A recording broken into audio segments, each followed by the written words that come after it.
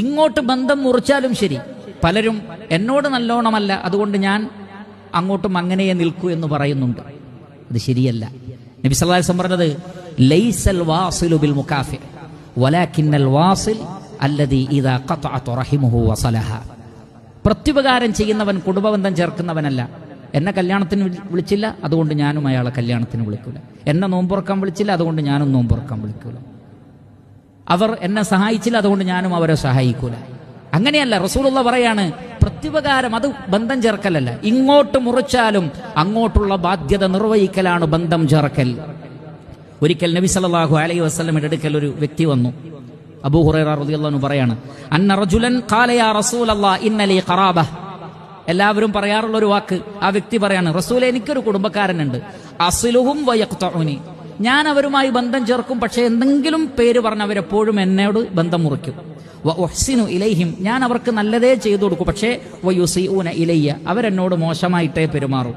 വ അഹ്ലുമു അൻഹും. ഞാൻ അവരുടെ കാര്യത്തിൽ അങ്ങേയറ്റം ക്ഷമിക്കും. എന്നാൽ വയജ്ഹലൂന അലയ്യ. അവർ എപ്പോഴും എന്നോട് ജഹാലത്ത് കാണിച്ചുകൊണ്ടിരിക്കും. ഞാൻ എന്ത് നന്മ ചെയ്താലും തിരിച്ച് മോശമായിട്ടാണ് ഇങ്ങോട്ട് കിട്ടുന്നത്. നബി സല്ലല്ലാഹു അലൈഹി വസല്ലം പറഞ്ഞതിലെ ഇൻ കുൻത കമാ ഖുൽത, നീ പറഞ്ഞതുപോലെയാണ് കാര്യമെങ്കിൽ ഫകഅന്നമാ തുസിഫുഹുമുൽ മല്ല, നീ ചുടുവെണ്ണീർ അവരെ തീറ്റിക്കുന്നതിന് സമമാണ് എന്ന് പറഞ്ഞാൽ അത്രക്ക് വലിയ ശിക്ഷ അവർക്ക് വരാൻ പോകുന്നുണ്ട്.